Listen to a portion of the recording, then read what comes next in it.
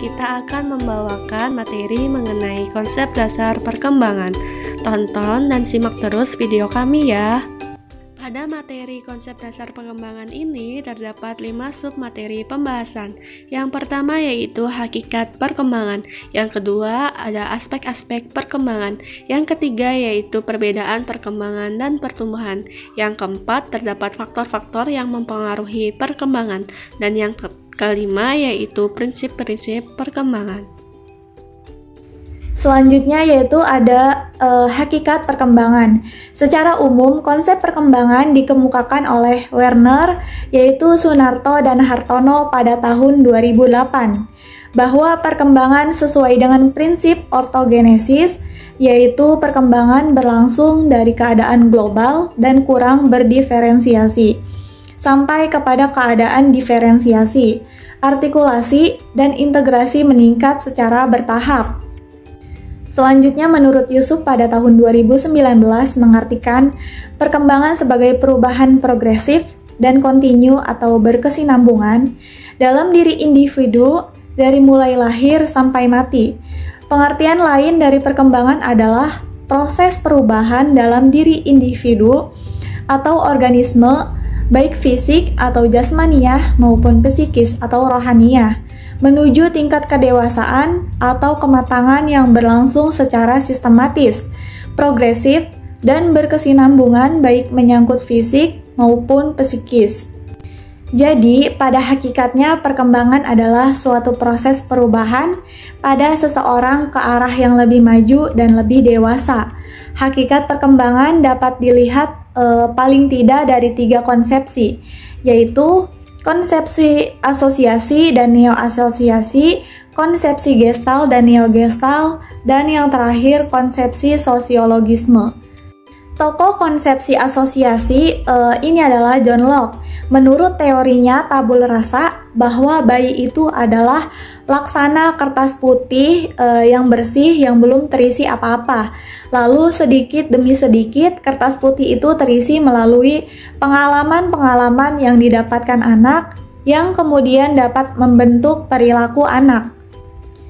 Sedangkan Watson Pavlov berpendapat bahwa perkembangan itu merupakan kumpulan dari refleks yang karenanya sudah terlatih sedemikian rupa sehingga membentuk tingkah laku yang bersifat konstan. Thorndike berpendapat bahwa perkembangan itu pada hakikatnya adalah kumpulan dari kebiasaan-kebiasaan yang terus-menerus dilakukan, akhirnya membentuk tingkah laku yang kompleks tetapi khas. Selain John Locke, muncullah beberapa tokoh yang mendukung konsep asosiasi ini, seperti Thorndike dengan teori koneksionismenya, Watson dengan teori behaviorismenya, dan Pavlov dengan conditioning refleksnya. Mereka inilah yang disebut dengan tokoh neo-asosiasi. Lawan dari konsepsi asosiasi adalah konsepsi gestal dan neo-gestal. Menurut konsepsi gestal, hal yang terpenting dari perkembangan itu adalah bagian-bagian tetapi keseluruhan. Konsepsi ini mendasarkan pada terjadinya pengamatan. Salah satu tokoh gestal adalah Wertheimer. Dia berpendapat bahwa pengamatan mengandung hal penting yang melebihi jumlah unsur-unsur. Kemudian dari konsepsi gestal ini muncullah konsep yang hampir sama dan disebut dengan neo-gestal. Salah satu tokohnya adalah Kurt Lewin dengan teori stratifikasi. Menurut teorinya bahwa pribadi manusia itu terdiri dari lapisan-lapisan atau strata. Makin dewasa seseorang, maka makin bertambah lapisannya. Berbeda dengan kedua konsep di atas adalah konsep sosiologisme. Menurut konsepsi ini, anak itu pada mulanya adalah asosial atau belum mengenal norma-norma sosial yang dalam perkembangannya berubah ke arah sosial. Melalui proses imitasi, adaptasi, dan seleksi anak meniru segala tingkah laku orang dewasa. Tokoh konsepsi ini adalah Mark Bedwin. Materi selanjutnya yaitu ada perbedaan, pertumbuhan, dan perkembangan. Dalam banyak referensi, pertumbuhan dan perkembangan sering diartikan sama. Sebagaimana di dalam KBBI atau Tim Penyusun Kamus tahun 2005, pertumbuhan diartikan sebagai hal atau keadaan tumbuh. Perkembangan diartikan sebagai kemajuan dan sebagainya. Namun untuk memperjelas penggunaan kedua istilah tersebut, Sunarto dan Hartono pada tahun 2008 menyebutkan bahwa pertumbuhan berkaitan dengan perubahan kuantitatif yang menyangkut meningkatkan ukuran dan struktur biologis. Pertumbuhan adalah perubahan secara fisiologis sebagai hasil dari proses pematangan fungsi-fungsi fisik yang berlangsung secara normal pada anak yang sehat pada perjalanan waktu tertentu. Secara sederhana, Faiza pada tahun 2020 menjelaskan bahwa pertumbuhan diartikan sebagai suatu proses bertambahnya tinggi, volume atau massa tubuh pada makhluk hidup. Proses ini bersifat kuantitatif atau dapat diukur dan dihitung dengan angka. Misalnya, contohnya pada bertambahnya tinggi badan bayi dari semula 50 cm menjadi 80 cm. Pertumbuhan ini benar-benar bisa diukur dan dihitung dengan menggunakan meteran tinggi badan. Demikian pula bertambahnya berat badan bayi dari semulanya hanya 3 kg saat lahir menjadi 5 kg setelah 1 bulan berikutnya. Hal ini terukur karena menggunakan timbangan badan. Melalui deskripsi pertumbuhan tersebut dapat disimpulkan bahwa pertumbuhan ditandai dengan bertambahnya ukuran berat badan dan tinggi badan, sedangkan perkembangan ditandai dengan perubahan kecakapan, kematangan fisik, emosi, dan pikiran menuju kedewasaan. Baik, terima kasih kepada Putri. Selanjutnya saya akan menjelaskan tentang aspek-aspek perkembangan. Sebelum itu, saya akan menjelaskan tentang perkembangan. Perkembangan itu dapat diartikan sebagai perubahan yang mencakup fisik dan psikis atau jasmania dan rohania, sehingga yang menjadi pembahasan pada poin ini tentang aspek-aspek perkembangan adalah mencakup fisik dan psikis. Aspek-aspek perkembangan. Yang pertama ada aspek fisik. Aspek fisik yaitu perkembangan terjadi pada fisik. Perkembangan fisik manusia terjadi dari masa pralahir dan terus berlangsung sampai setelah lahir. Pertumbuhan dan perkembangan manusia ini sebelum lahir dimulai dari tahap fertilisasi, yaitu pembuahan ovum oleh sel sperma. Dari pembuahan ini menghasilkan zigot, yaitu adapun perkembangan dan pertumbuhan manusia setelah lahir dimulai dari usia balita umur 0-5 tahun, yang kedua anak-anak usia 6-10 tahun, yang ketiga remaja 11-18 tahun, yang keempat dewasa usia 19 tahun, yang kelima manula 50 tahun ke atas. Yang kedua ada aspek intelijensi. Intelijensi atau daya pikir berkembang sejalan dengan pertumbuhan saraf otak. Perkembangan intelijensi dipengaruhi oleh kematangan otak yang mampu menunjukkan fungsinya secara baik. Menurut Kamus Besar Bahasa Indonesia tahun 2005, intelijensi juga diartikan dengan dua makna, yaitu yang pertama sebagai daya reaksi atau penyesuaian yang cepat dan tepat, baik secara fisik maupun mental terhadap pengalaman baru, membuat pengalaman dan pengetahuan yang telah dimiliki siap untuk dipakai apabila dihadapkan pada fakta atau kondisi baru. Yang kedua ada kecerdasan. Tingkat intelijensi setiap manusia berbeda-beda, dan untuk mengetahuinya diperlakukan tes yang namanya tes intelijensi atau tes IQ. Yang ketiga ada aspek emosi. Menurut Sarwito Wirawan Yusuf 2019 menyebutkan emosi sebagai setiap keadaan pada diri seseorang yang disertai warna efektif baik pada tingkat yang lemah atau dangkal maupun pada tingkat yang luas mendalam.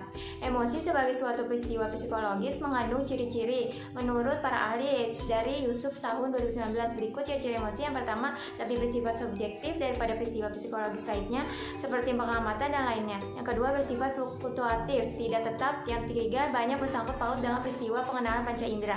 Emosi setiap orang berbeda-beda dan hal itu tergantung kepada perasaannya sendiri. Inilah yang disebut dengan emosi itu subjektif.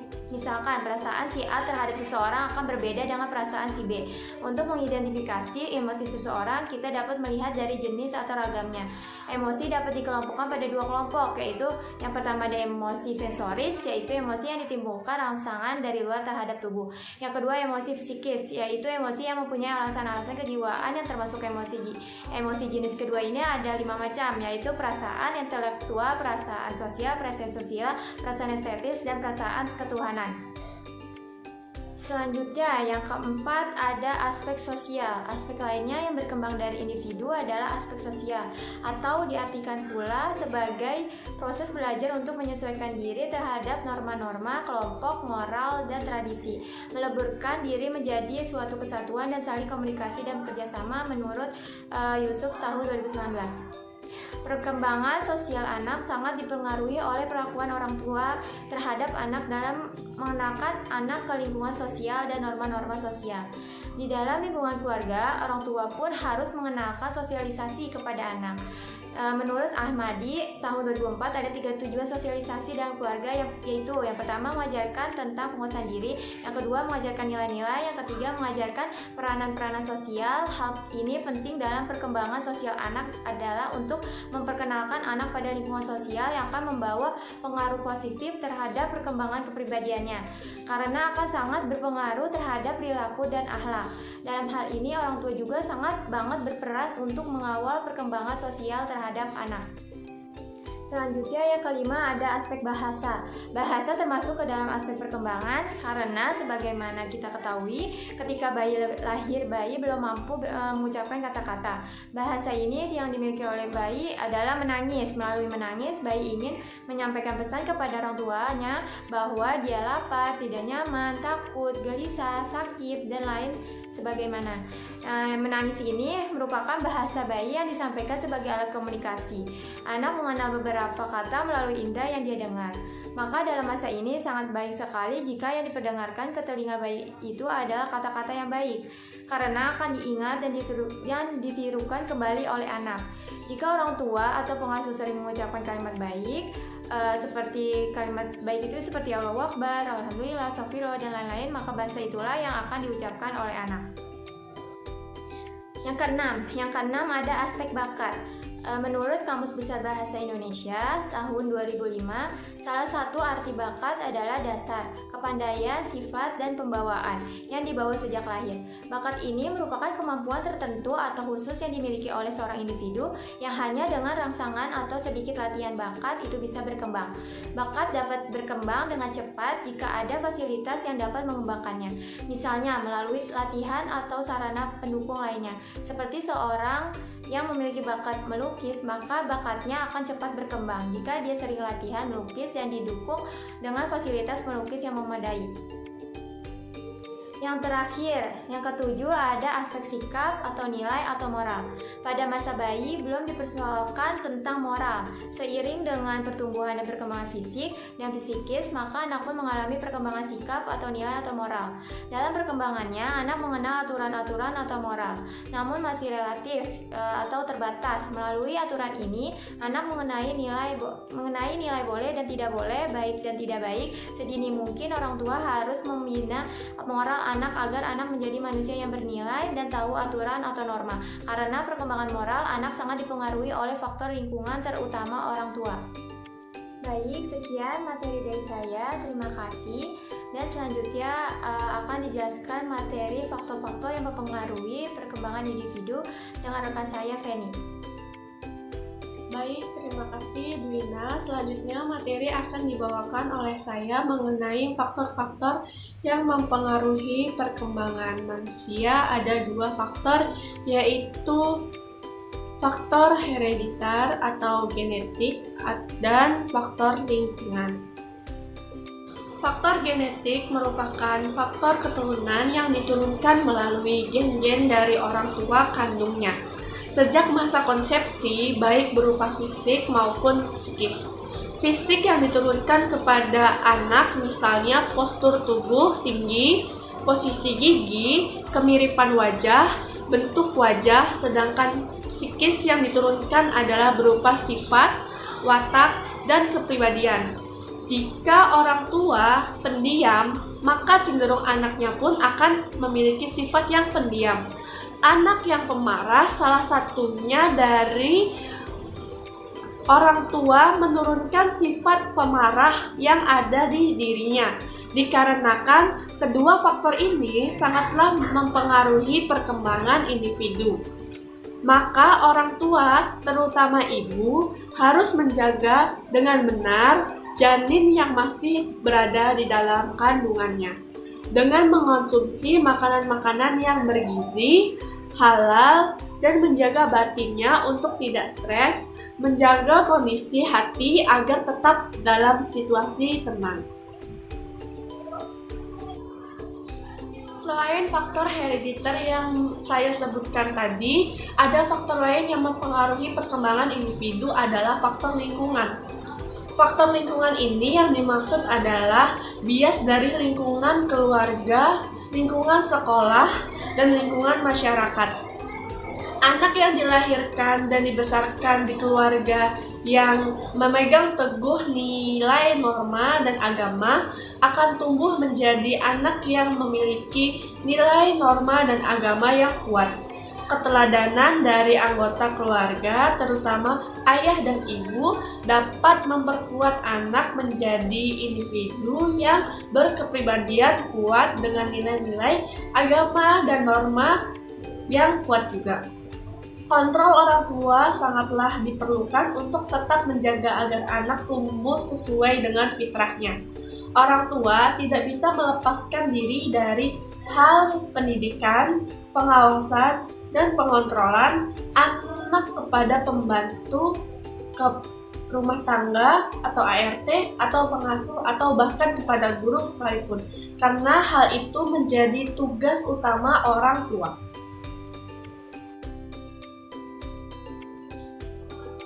Selain keluarga, lingkungan juga dapat mempengaruhi perkembangan anak. Jika faktor lingkungan lebih kuat dan dominan, maka anak akan mendapatkan pengaruhnya dari lingkungan. Misalnya, anak yang bergaul di lingkungan kota akan berbeda dengan anak yang bergaul di pedesaan atau daerah atau kampung. Anak yang banyak bergaul dengan teman-teman yang sering melontarkan kata-kata kasar dan kotor, maka bahasa kotor dan kasarlah yang akan keluar dari anak tersebut. Dan sebaliknya, jika anak dibesarkan di lingkungan yang menjaga kesantunan dalam berbahasa, maka anak akan menjadi santun dan bahasanya pun akan terjaga. Jenis ketiga dari faktor lingkungan adalah lingkungan sekolah. Kenapa sekolah? Karena sebagian besar waktu anak digunakan di sekolah. Sekolah yang menerapkan disiplin tinggi dan adab yang mulia, ini akan memberikan pengaruh kepada anak tersebut sendiri.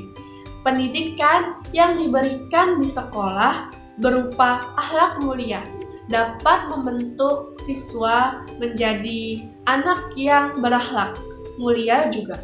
Dalam hal ini, guru sangatlah memegang peranan yang penting ketika guru harus menampilkan tokoh yang patut untuk diteladani. Jika di rumah sosok yang diteladani oleh anak adalah orang tuanya, maka di sekolahlah seharusnya tokoh yang diteladaninya adalah seorang gurunya untuk memberikan pengaruh yang positif terhadap perkembangan anak.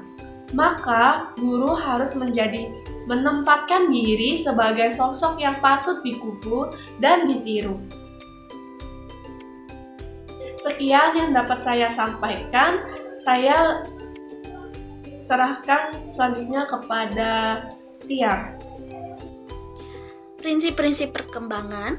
Prinsip-prinsip perkembangan itu ada 6. Yang pertama, perkembangan merupakan proses yang tidak pernah berhenti, atau bisa kita sebut dengan never ending process, yang artinya manusia itu secara terus-menerus berkembang, dipengaruhi oleh pengalaman atau belajar. Yang kedua, semua aspek perkembangan saling mempengaruhi. Nah, ini maksudnya itu setiap aspek perkembangan individu baik fisik, emosi, intelijensi maupun sosial saling mempengaruhi jika salah satu aspek tersebut tidak ada. Nah, yang ketiga, perkembangan itu mengikuti pola atau arah tertentu, yang artinya perkembangan terjadi secara teratur sehingga hasil perkembangan dari tahap sebelumnya menjadi atau merupakan prasyarat bagi perkembangan selanjutnya. Nah, menurut Yellon dan Weinstein pada tahun 1977, arah atau pola perkembangan yaitu yang A, ada cephalocaudal dan proximal distal. Nah, cephalocaudal itu perkembangan manusia yang dimulai dari kepala ke kaki. Lalu kalau misalnya proximal distal itu dari tengah kayak paru-paru, jantung ke pinggir, ke tangan. Itu dinamakan proximal distal. Nah, selanjutnya struktur itu mendahului fungsi. Hal ini dapat diartikan bahwa anggota tubuh individu akan dapat berfungsi setelah matang strukturnya. Nah, yang selanjutnya itu ada perkembangan untuk terdiferensial. Maksudnya perkembangan itu berlangsung dari umum ke khusus atau ke spesifik.